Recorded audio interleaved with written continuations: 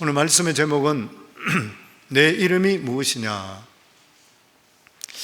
미국의 크리스천 리서치 센터 이 바나 연구소에서 수많은 크리스천들에게 하나님께서 한 가지 질문을 던질 수 있다면, 그리고 반드시 대답해 주신다면 당신은 어떤 질문을 하나님께 던지겠습니까?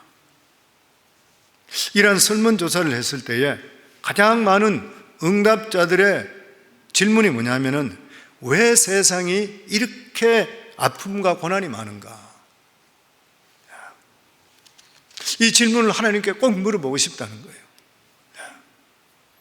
이 세상의 고난과 어려움은 모든 사람이 다 겪고 있습니다. 한 사람도 예외가 없을 것입니다. 적은 고난, 큰 고난. 그러나 소낙비가 없이는 하늘에 무지개가 뜰 수 없듯이, 공기의 저항이 없으면 비행기가 뜰 수 없음과 마찬가지로 우리의 인생에 꽃 피고 열매 맺는 아름다움이 오기 전에는 반드시 바람이 불고 비를 통해서만이 아름다운 열매가 맺힐 수 있게 되는 것이에요. 우리가 고난을 이기고 나갈 때에 믿음이 강해지게 되는 것이고, 하나님께 예비하신 상급을 받게 됩니다. 만약 우리 삶 속에 어려움이 없다면 상급도 없는 것이에요. 히브리 11장 6절에 보면, 믿음이 없이는 하나님을 기쁘시게 하지 못하나니 하나님께 나아가는 자는 반드시 그가 계신 것과 또한 그가 자기를 찾는 자들에게 상 주시는 이심을 믿어야 할지니라. 그러면 어떻게 해야 믿음이 개발될 수 있는 것인가? 믿음은 말씀을 듣고 성령 충만해져야 강해지는 것입니다. 로마 10장 17절에 보면, 그러므로 믿음은 들음에서 나며 들음은 그리스도의 말씀으로 말미암느니라. 갈라디아서 5장 5절에 보면, 우리가 성령으로 믿음을 따라 의의 소망을 기다리노니, 믿음은 주님이 주시는 말씀과 성령을 통해서 자라게 되어 있는 것이요, 믿음은 또한 어려움을 극복하고 경험함을 통해 자라는 것이요, 믿음을 살겠다고 작정했는데 역경이 다가올 때에 우리가 믿음으로 그 고난을 견디고 하나님께 감사하고 기도하고 나가게 될 때에 우리 믿음이 자라기를 시작하는 것이에요. 히브리서 10장 38절에 나의 의인은 믿음으로 말미암아 살리라. 또한 뒤로 물러가면 내 마음이 그를 기뻐하지 아니하리라 하셨느니라. 어려움이 생길 때에 믿고 기도하고 견뎌야지, 믿음을 포기하고 뒤로 물러가면 하나님께서 기뻐하지 않으신다는 거예요. 오늘 본문의 성경 말씀은 너무나 잘 아는 말씀인 그 동시에 성경 가운데 가장 해석하기 어려운 말씀 중에 하나인 것이에요. 그것이 뭐냐면, 하나님과 사람이 씨름해서 사람이 이겼다는 것. 다른 성경에는 볼 수 없는 그러한 내용입니다. 야곱이 하란을 떠났을 때 하나님께서는 이제 고향으로 가라 하셔서 떠나게 되었습니다. 그런데 막상 그는 고향이 가까워지자 두려움이 오는 것이요, 불안이 그에게 오길 시작했습니다.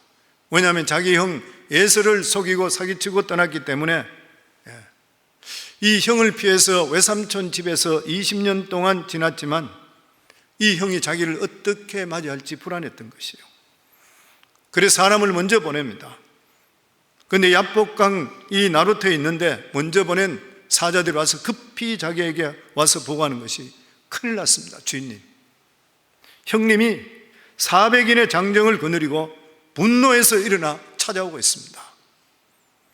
사자들이 야곱에게 돌아와 이르되, 우리가 주인의 형 에서에게 이른즉 그가 400명을 거느리고 주인을 만나러 오더이다. 야곱이 심히 두렵고 답답하여, 아무리 부자가 되어 돌아온들 형 에서가 400명의 장정들을 데려와서 칼로 치기 시작한다면 다 죽어버리고 재산 다 빼앗겨버리는 것이에요.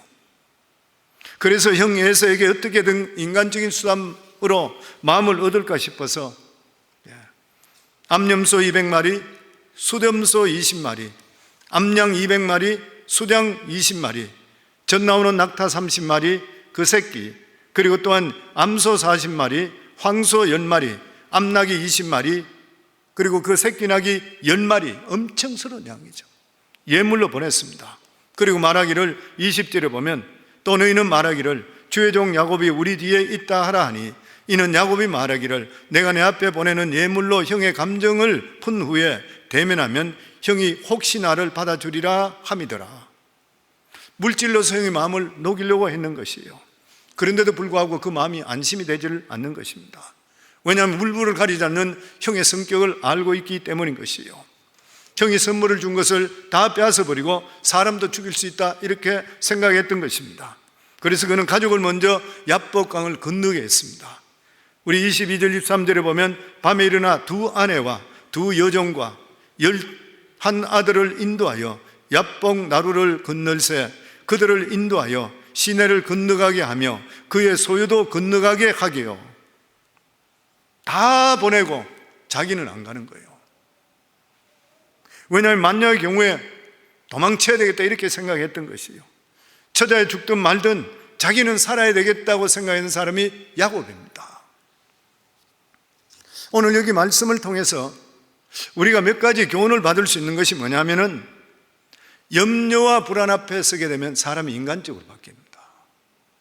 아무리 믿음 있다고 큰 소리 치는 사람들도 실제로 내 삶 속에 두려움이나 염려나 불안이 오게 되면은 인간적으로 먼저 생각하는 것이에요.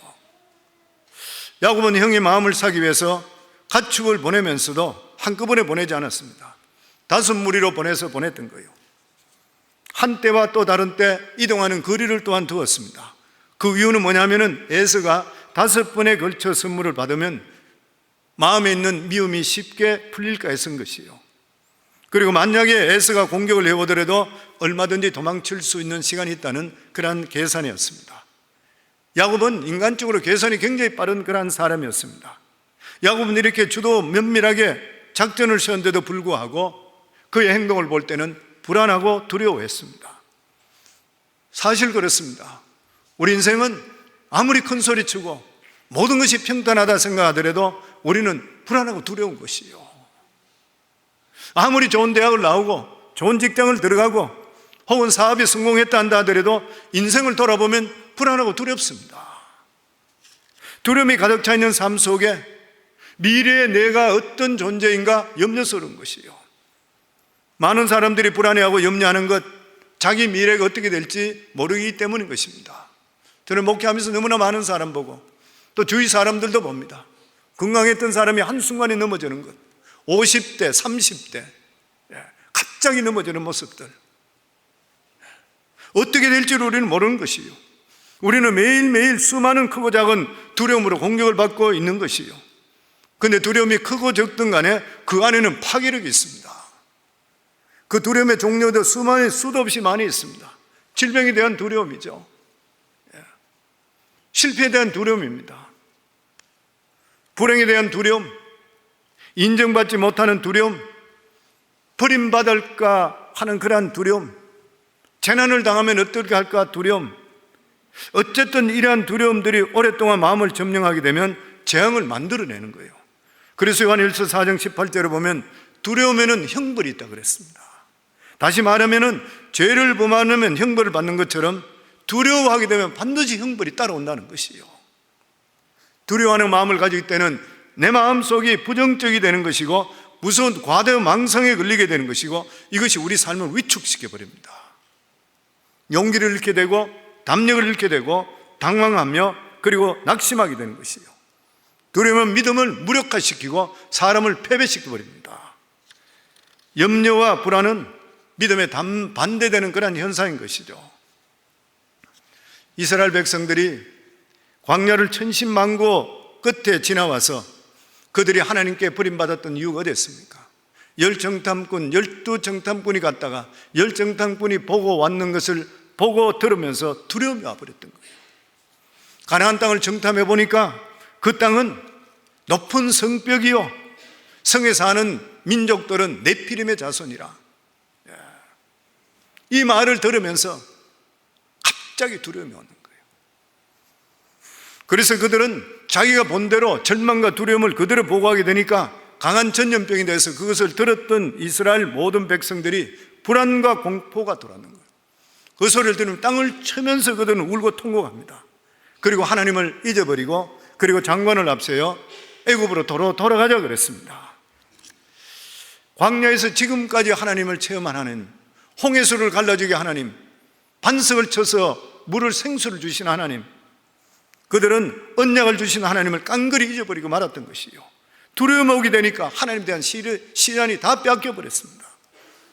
그 결과로 10사람도, 그리고 이들의 말을 들었던 이스라엘 백성들도 부정적인 마음을 가지게 되고 결과적으로 광야에 쫓겨나서 40년 만에 모두 다 죽어버리고 말았던 것이에요. 그런데 오직 두 정탐꾼 여호수아와 갈렙만은 오직 여호와를 거적하지 말라, 또 그 백성을 두려워하지 말라, 그들은 우리의 밥이라. 여호수아와 갈렙은 바로 하나님과 함께 그 땅을 봤습니다. 그리고 그 백성을 보았기 때문에 두려워하지를 않았던 것이요, 그러나 하나님을 제껴놓고 그 땅과 그 백성을 본 열장통과 이스라엘 백성들은 두려워했던 것입니다.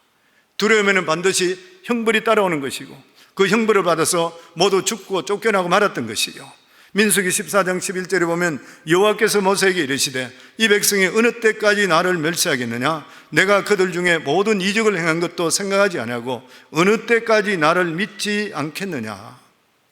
두려움은 신앙의 반대인 것입니다. 믿음이 있으면 두려워하지 않게 되는 것이요, 야곱은 하나님께서 그를 깨워서 이제는 때가 됐으니까 가나안으로 들어가라, 고향으로 가라 말씀했더라면 예수의 문제도 마찬가지로 하나님께 해결해 줄 것을 믿었어야 되는 거예요. 그런데 인간적인 두려움이 오는 것을 그는 막지를 못했던 것입니다. 믿음을 포기하게 되니까 두려움이 오는 것이에요. 성도는 하나님께서 하시게 되고 하나님께서 말씀하시면 나머지는 하나님 책임져 주셔요. 그렇다면 두려워한다는 것이 무슨 말인 것입니까? 하나님을 믿지 않는다는 증거인 것이고 하나님을 멸시하는 행동이라고 그랬어요. 성경에, 신약 성경에 봐도 두려움으로 물에 빠진 베드로를 너무나 잘 알고 있습니다. 무리를 걷게 됐던 베드로, 그렇지만은 환경을 바라보고 두려워할 때 물에 빠져버렸습니다. 그랬을 때에 예수님께서 이르시되 믿음이 적은 자여 왜 의심하느냐. 믿음이 들어오면 바다도 걷게 되는 거예요. 두려움이 들어오면 믿음이 쫓겨가 버려요. 시편 46편 1절에 3절에 보면 하나님은 우리의 피난처시요 힘이시니 환난 중에 만날 큰 도움이라. 그러므로 땅이 변하든지 산이 흔들려 바다 가운데 빠지든지 바닷물이 흉흉하고 뛰놀든지 그것이 넘침으로 산이 요동할지라도 우리는 두려워하지 아니하리로다. 아멘. 하나님을 아버지로 섬기고 의지하는 사람은 그 마음속에 확고한 믿음을 가지고 두려움을 내어 쫓아버려야 한다는 것입니다. 요즘 미국의 정권이 바뀌고 나서 서류 미비자로 있는 분들, 그리고 더더욱이나 우리 교회는 정부기관에 일하는 분들이 많이 있습니다. 작은 정부 추구하는 바람에 사람들을 많이 감원시키고 레이오프 시킨다고 그렇게 이야기를 합니다. 아주 마음들이 좀 불편한 분들이 많이 있습니다. 그런데 성도님들, 우리가 반드시 기억해야 될 일이 뭐냐면은 하나님께서 우리 마음속에 오는 이 두려움을 쫓아낼 수 있는 방법은 하나님께서 우리의 아버지 되신다는 것, 하나님은 우리의 하나님 되시고 아버지 되신다는 것을 믿을 수 있기를 주의 이름으로 축원합니다.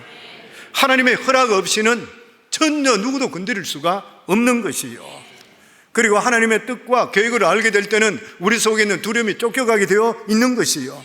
하나님의 계획이 무엇이요? 내가 너를 축복하고 너를 축복하는 자는 내가 너에게 복을 주고 너를 저주하는 자에게는 내가 저주하리니 이 땅의 모든 족속이 너로 말미암아 복을 얻을 것이라. 너는 복이 될지라.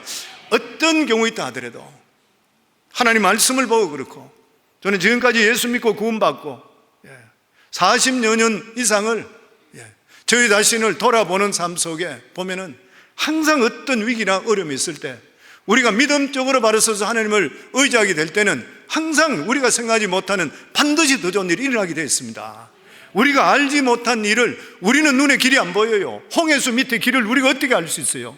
그런데 그러한 위기 상황 속에 이미 하나님께서는 홍해수 밑에 신장로를 내놨던 것이요. 그러니까 성도님들, 어떤 경우 속에서도 하나님의 하나님 되심을 신뢰할 수 있기를 주의 이름으로 축원합니다. 그리고 우리가 하나님 자녀 된다는 것을 믿으시기를 주의 이름으로 축원합니다. 그리고 하나님은 자녀됐기 때문에 반드시 우리 삶 속에 하나님의 생각하는 길을 예비해 놓았다는 것을 믿고 용기를 가지시고 담대하기를 주의 이름으로 축원합니다.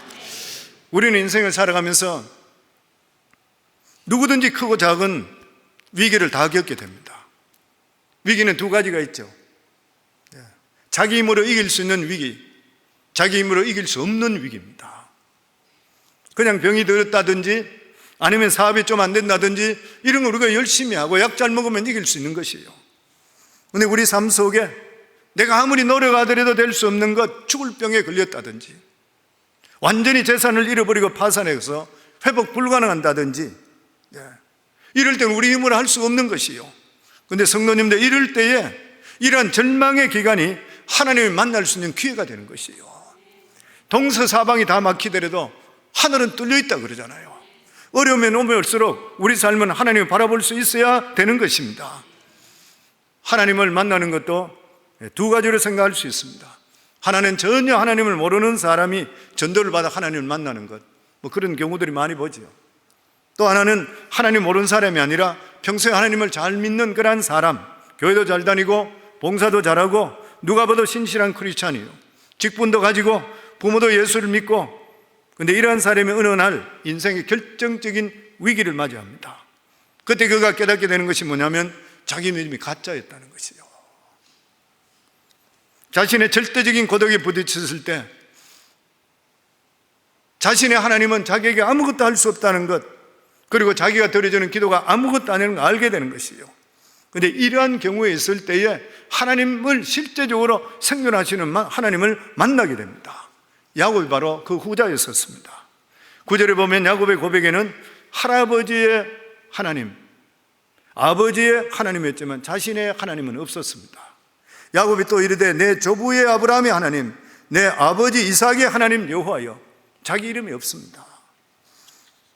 그런데 절대절명인 이 순간에 야곱은 비로소 살아계신 하나님을 만나는 것이에요. 성도님들 어떻습니까? 지금까지 믿었던 그 하나님이 정말 진정한 하나님입니까? 아니면 헛믿고 살아가고 있는 것입니까? 교회 그냥 왔다 갔다 하고 헌금 내고 찬송하고 했지만 진정으로 하나님을 만난 적이 있는 것입니까? 혹시 여러분이 믿는 하나님은 하나님의 우리 삶 속에 어떤 결정적인 위기 앞에 아무 능력도 없다고 생각하십니까? 야곱이 그랬습니다. 그런데 그때 야곱은 실제로 야곱은 베델에서 하나님을 만났다 했지만 야곱의 하나님은 피상적인 하나님이었습니다. 그런데 절대절명의 위기에서 이 야곱은 처음으로 하나님을 만나게 됩니다. 그때서야 야곱은 하나님의 이름을 부르기를 시작했습니다. 성도님, 이 세상에 죄 중에 가장 큰 죄가 무엇입니까? 살인하고 강도짓하는 것인가요? 그런데 성경에는 그런 죄보다 더 큰 죄가 뭐냐면 하나님을 신뢰하지 않는 죄, 하나님을 믿지 않는 죄라 그랬습니다. 저는 예수 처음 믿고 하나님께 음성 듣고 환상을 볼 때에 예수가 너를 위해 죽었다는 음성을 더 듣는 순간에 나는 예수 부인했는 죄가 그렇게 큰 죄인지 몰랐습니다. 죄의 뿌리는 교만과 불순종이에요. 이것은 아담과 이브가 지은 죄의 특징인 것입니다.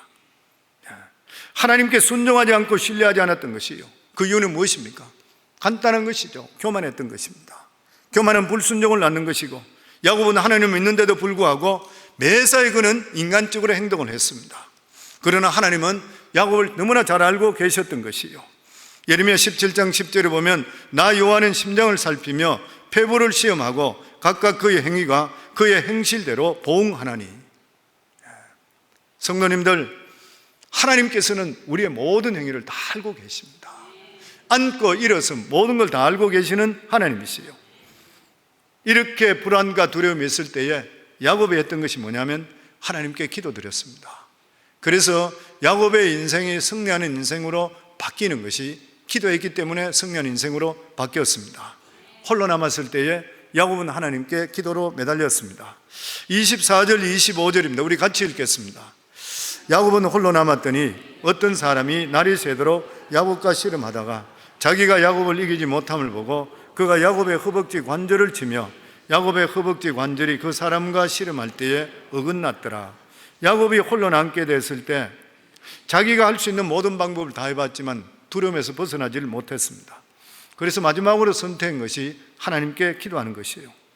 얼마나 끈질기게 하나님 붙들고 늘어졌으면 허벅지 관절이 어긋났다 했습니다. 허벅지 관절이 어긋날 정도로 하나님께 매달리게 됐을 때에 야곱이 성자가 되었다 그랬습니다. 성도님, 우리가 살아갈 때에 기도하는 자는 인생이 성립게 될 줄을 믿습니다. 야곱이 사온 사람이 누구인 것이에요? 성경은 하나님이라 그래요.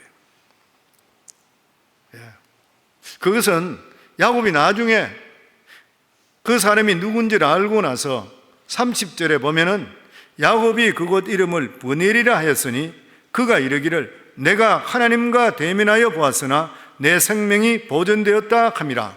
하나님을 대면했는 거예요. 그래서 그 장소를 브니엘이라 이름 불렀습니다. 브니엘의 뜻이 뭐냐면 하나님의 얼굴이라는 거예요. 그래서 하나님의 얼굴을 봤는데도 불구하고 죽지 않았으니 얼마나 은혜인가 해서 이름을 브니엘이라. 그러니까 천사가 아니라 하나님이었어요. 우리 인간의 가장 큰 축복이 뭐냐면은 하나님이 친히 사람의 몸을 입고 이 세상에 오셔서 우리를 상대하는 것이요. 우선 하나님께 사람의 몸을 입고 오셔서 야곱과 싸웠다는 것은 직접 그의 상대가 되어 주심을 통해 야곱 스스로가 얼마나 강한 사람이라는 것을 깨닫게 하기 위해서인 것이요. 그래서 이 하나님과 겨루 이긴 사람은 어떤 사람을 상대한다 하더라도 어떤 어려움이 있다 하더라도 능히 이길 수 있을 것이라, 이걸 확신시키기 위한 그러한 목적이었던 것입니다. 성도님, 야곱은 기도를 매달림을 통해 승리자가 되었습니다. 우리도 어떤 어려움이나 힘든 일이 있다 하더라도 기도하시면 승리자가 될 줄을 믿습니다. 우리가 신앙생활 할 때에 한 번 기도로 응답을 받아보시게 되면 다음에는 같은 일이 생기면 담대해집니다. 충분히 이겨나갈 수 있어. 생각이 되는 것이죠. 기도하면 돼. 담대함이 생기는 것이에요. 그래서 하나님을 경험하셔야 돼요. 내가 기도했는데 하나님께서 그 기도 응답하시고 이렇게 해주셨다 그러면은, 내가 이런 일이 있으니까 그 다음에도 이런 일이 생길 때는 깜짝 놀라지만, 그럼에도 불구하고 하나님께 내가 기도했으니까 이런 일이 있으니까 이번에도 하나님께서 응답해 주실 것이야 할 때 내 마음속에 기쁨이 나오게 되고, 그리고 담대해지는 것이에요. 아멘. 그러면서 하나님께서 묻습니다. 네 이름이 무엇이냐? 하나님이 야곱의 이름을 몰라서 물었을까요? 아니잖아요. 인간 실존에 대한 물음입니다. 그 사람이 그에게 이르되 내 이름이 무엇이냐? 그가 이르되 야곱이니이다.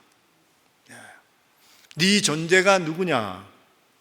인간 실존이죠. 너는 누구냐? 이 질문을 받는다면 우리는 대답할 말이 없을 때가 있습니다. 우리는 어떻게 보면 가면을 쓰고 사는 것과 똑같은 것이에요. 우리 인생의 껍데기는 불과합니다. 우리는 여러 가지 자신으로 자신을 위장합니다. 당신 누구요? 하면 어느 대학 나왔어? 대답하는 게 그 말하는 사람이 있어요. 보면 학력, 경력, 그리고 지식으로 자신을 위장해요. 인생을 정직하게 대하면 하는 순간, 바로 죽음 앞에 순간, 홀로 서 있는 순간 하나님께 자기에게 너는 누구냐 물을 때 대답할 말이 없는 거예요. 우리 자신이 누군 것이에요? 야곱이 대답하기를 내 이름은 야곱입니다. 야곱이 뭐인 것이에요? 발 뒤꿈치를 잡은 자, 다른 말로 이야기하면 약탈자, 사기꾼입니다. 이런 의미인 것이에요. 야곱은 그 이름대로 에서의 장자권을, 복을 훔쳤던 그런 사람이에요. 야곱이라는 것은 자신의 노력과 방법으로 살려고 살았던 사람의 상징적인 사람이 야곱입니다. 야곱이란 뜻이 뭐냐면은 하나님을 의지하는 것이 아니라 자기를 의지하고 자기 모사로 자기 계획대로 사는 사람의 상징이 야곱인 것이, 이게 우리들이잖아요. 근데 왜 하나님께 야곱을 찾아와서 밤새도록 목숨을 건 사투를 벌이신 것인가? 단지 네가 나를 이겼으니 이제는 누구와도 싸워도 이겼다는 확신을 주기 위해서인가요? 저는 그렇지 않다 생각합니다. 하나님께서는 사람의 몸을 입고 오셔서 야곱과 싸우신 것은 이 정말 사기꾼 기질을 가지는 야곱을 철저하게 깨트리시는 거예요. 철저하게 변화시키는 거예요. 신앙이란 그렇습니다. 신앙이란 우리 자신을 철저하게 변화시키는 거예요. 지금까지 야곱의 신앙은 하나님과 싸움이었습니다. 그러나 하나님은 붙드는 것 같았지만 결정적인 순간에 자기 생각대로 했습니다. 오늘날 그렇게 사는 사람이 얼마나 많이 있는 것이에요. 하나님께서는 그에게 결단을 요구할 때 그는 항상 인간적인 방법으로 빠져나갔습니다. 야곱은 단순히 형 에서만 속인 것이 아니라 하나님 관계에서도 잘도 피해 다녔던 것이요. 하나님께서 야곱을 구석에 몰아넣고 나서 너 이번에 진짜 믿음으로 살래? 아니면 네 마음대로 살래? 하실 때에 이분만큼은 꼭 믿음으로 살겠습니다, 그렇게 다짐해 놓고 하나님의 도움으로 어려움을 빠져나가게 될 때는 또 자기 마음대로 사는 거예요. 어려움을 겪고 나면 야곱의 변한 것이 하나도 없는 것이 그대로 있는 거예요. 이것이 야곱의 속임수였습니다. 말씀을 듣는다고 해놓고 문제가 해결되면 다시 자기 모습으로 또 돌아가 버리는 것이요. 이게 우리 모습이잖아요, 보면. 우리는 하나님께서 우리 삶 속에 어려움을 주실 때 손이 발이 되도록 빕니다, 하나님 앞에. 하나님, 이번 어려움만 면하게 하시면 어떤 일이 있어도 믿음으로 살겠습니다.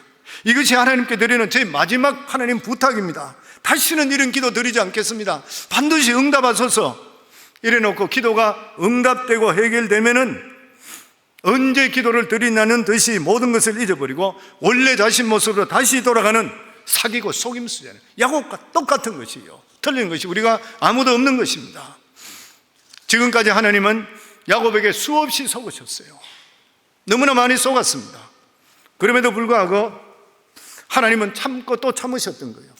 그런데 이제는 더 이상 참으실 수가 없어요. 왜 그렇습니까? 이제는 야곱이 가나안 땅으로 돌아가기 때문에 그렇습니다. 하나님께서는 야곱이 원하시는 것이 무엇이에요? 몸만 가나안으로 가는 것이 아니라 믿음으로 마음까지 변화돼서 약속의 땅에 들어가기를 원하는 거죠. 왜냐하면 약속의 땅이에요, 거기는. 이제는 믿음의 조상이 야곱을 통해 12자손을 통해 나오는 것이에요. 근데 야곱이 계속적으로 인간적인 마음으로 가지고 들어가는 것 같으면 하나님이 약속하신 아브라함의 복이 임할 수가 없는 거예요.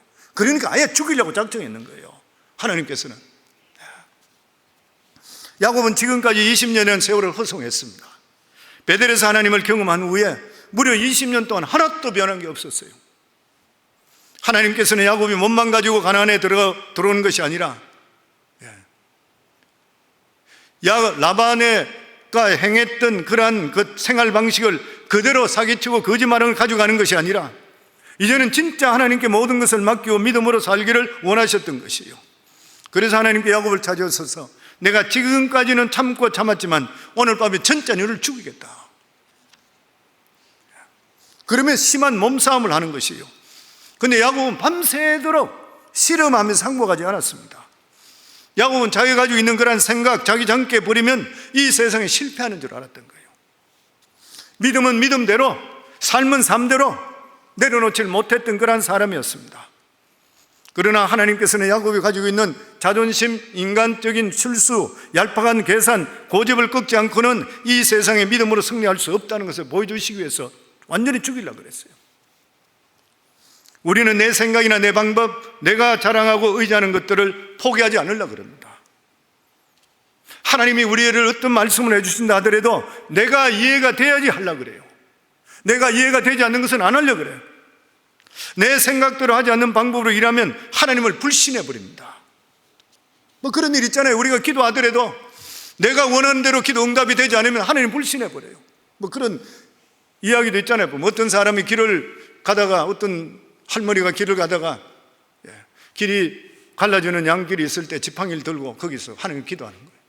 지팡이를 놓습니다. 하나님, 이 지팡이가 가는 쪽으로 제가 넘어지는 쪽으로 가겠습니다.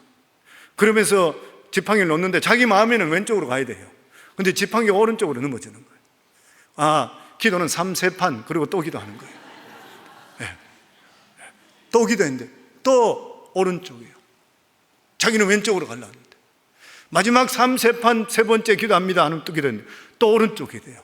그러니까 오늘은 하나님 실수하시구나. 그러고 나서 3세판에 네 번째 기도하니까 왼쪽으로 탁 떨어지는 이제 하나님 응답하시고 글로 간다는 거예요. 그래도 진짜 많습니다. 성도님들, 자기 마음을 못 꺾는 거예요. 수많은 사람 그런 사람 봅니다. 예배에 와서 막 기도를 몇 시간씩 하고 나가서도 자기 생각대로 해버려요. 우리가 그런 사람들이란 거예요. 야곱이 그랬었습니다. 우리 속에 있는 강한 자가 깨트려지지 않는 거예요. 그 신앙은 실패한 신앙인 것이에요. 하나님을 믿는다고 하는데도 불구하고 내 방식, 내 생각, 내 논리는 절대 포기하지 않는 것이에요. 근데 이것이 언제 꺾이고 언제 하나님 앞에 엎드려지는 것이에요. 도저히 도망칠 수밖에 구멍도 하나도 막혀버리고 완전히 보다 박살 나버릴 때, 야고보 같은 경우는 다리까지도 부러져가 도망갈 재주도 없게 됐을 때, 하나님 도움 없이는 도저히 살 수 없게 될 때, 비로소 하나님께 울면서 애원하며 하나님께 나갑니다. 오늘 여기에 창세기는 나와 있지 않지만 호세아서에 보면은 야곱이 마지막에 하나님께 기도할 때 울면서 기도했다 그랬어요. 그냥 복을 구한 것이 아니라 울면서 구했다.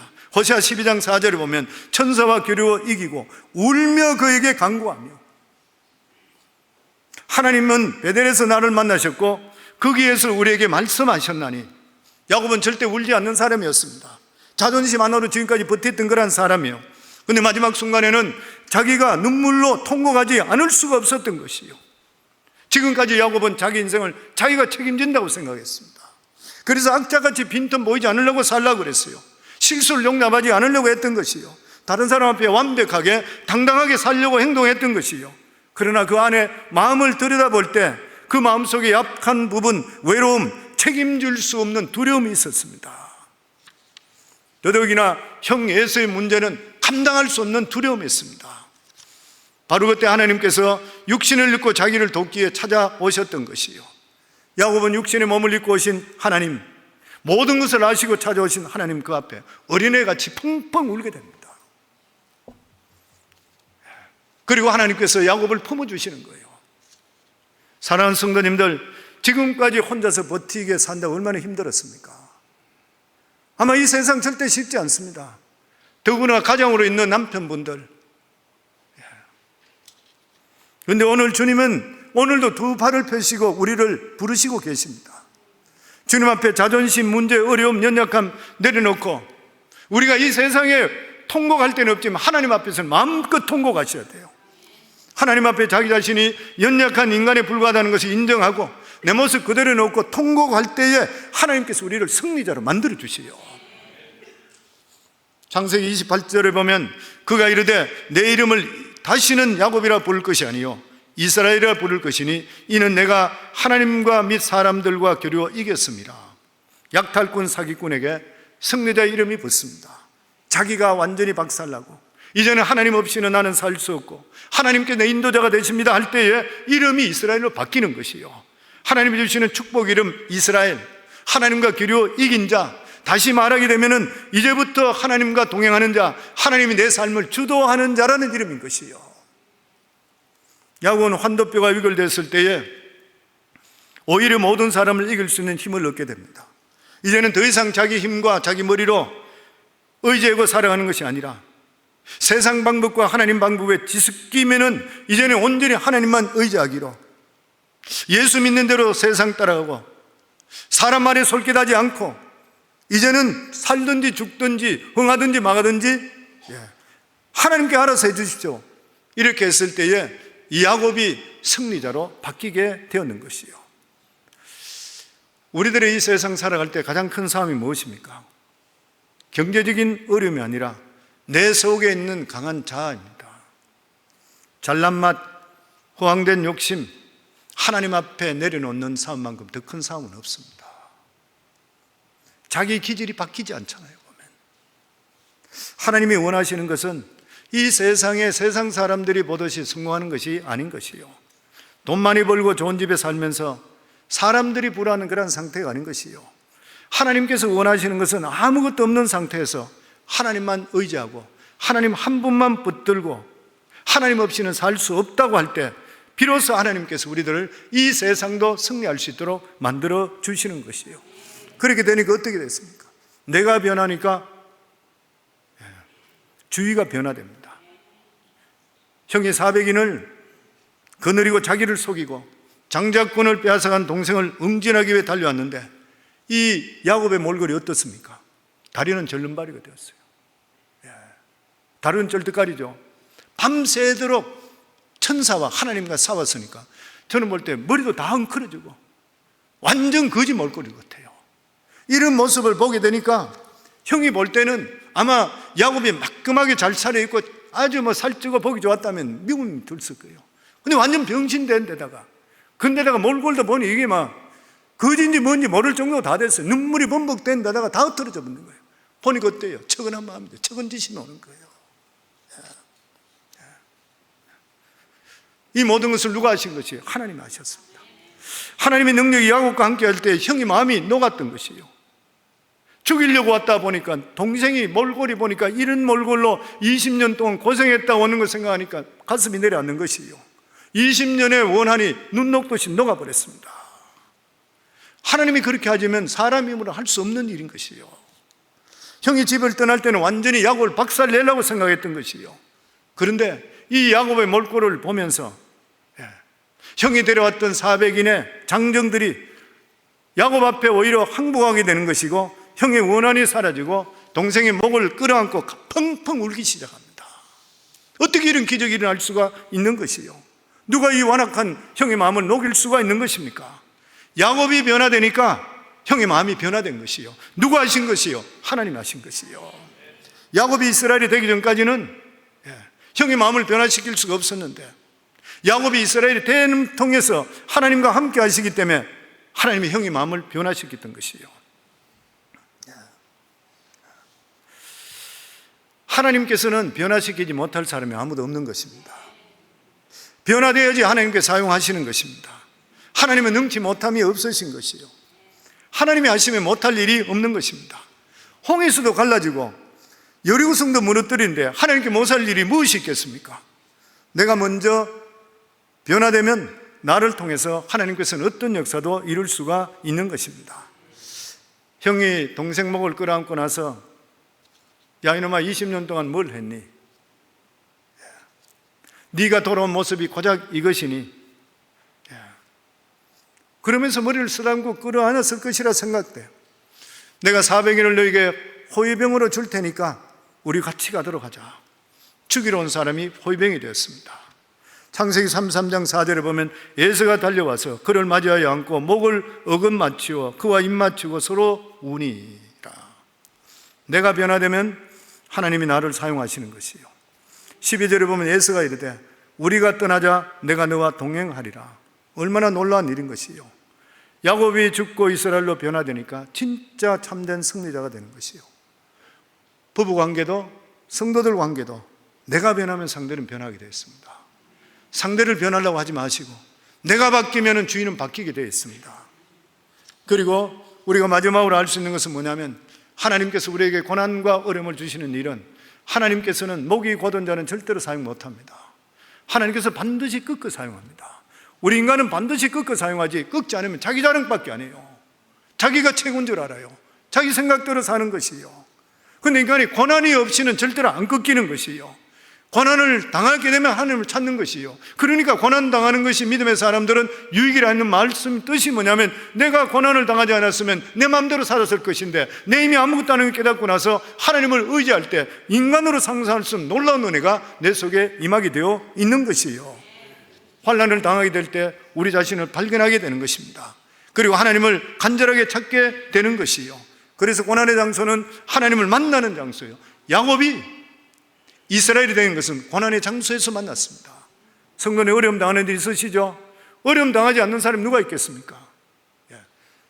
천석구는 천가지 걱정이요 만석구는 만가지 걱정이라. 죽을 때까지 걱정 근심 없이 사는 사람 하나도 없어요. 우리 삶 속에. 이러한 가운데서 저희들은 이러한 고난의 시기에 어려울 때 하나님께 기도하시고 매달리게 될 때는 우리가 승리자가 될 줄을 믿습니다. 아멘. 그래서 환경이 고통스럽고 어려울 때일수록 하나님을 찾을 수 있기를 주의 이름으로 축원합니다. 그래서 잠언 3장 5절에 8절에 보면 우리 같이 읽도록 하겠습니다. 너는 마음을 다하여 여호와를 신뢰하고 내 명태를 의지하지 말라. 너는 법사의 글을 인정하라. 그리하면 내 길을 지도하시리라. 스스로 죄롭게 여기지 말지어다. 여호와를 경외하며 악을 떠날지어다. 이것이 내 몸에 양약이 되어 내 골수를 윤택하게 하리라. 아멘. 어려움이 오더라도 넘어지더라도 하나님께 넘어지기를 주의 이름으로 축원합니다.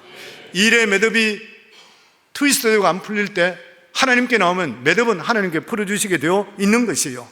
먼저 그의 나라와 그의를 먼저 구하게 되실 때에 이 모든 것을 더하시는 하나님의 법칙을 깨달으시고 경험할 수 있기를 주 이름으로 축원합니다. 모든 일이 꼬이고 힘들어질수록 믿음 안에 해결점을 찾기를 주 이름으로 축원합니다. 더 예배 중심, 더 기도 중심으로 나올 수 있기를 주 이름으로 축원합니다. 사랑하는 성도님들, 뭔가 안 풀리고 있습니까? 염려 걱정이 있습니까? 하나님 꺾고 계십니다. 우리는 모르지만 우리 자신들 꺾고 있습니다. 아직까지 하나님 앞에 꺾이지 않는 부분들을 꺾고 계시는 것이요. 그리고 어려움이 있을 때마다 내 생각을 죽이고 하나님이 무엇을 원하는 것을 생각할 수 있기를 바랍니다. 반드시 길이 보이기 시작할 것이요. 왜냐하면 하나님은 살아계신 하나님이시기 때문에. 사랑하는 귀한 성도님들, 오늘도 살아갈 때 평생을 살아가는 삶 속에 이 말씀이 교훈이 되기 바랍니다. 내 자신이 하나님 앞에서 바로 서 있는 것인가? 내 자신의 자아가 하나님 앞에 죽었는 것인가? 아니면 내가 신앙은 가지고 있지만 내가 행동은 항상 내 생각대로 하고 있는 것인가? 야곱이 여기서 박살이 나면서 진짜 믿음의 조상이 됐습니다. 저는 우리 성광교 성도님들 이 교훈을 받아서 정말 믿음의 복된 사람이 되기를 주 이름으로 축원합니다.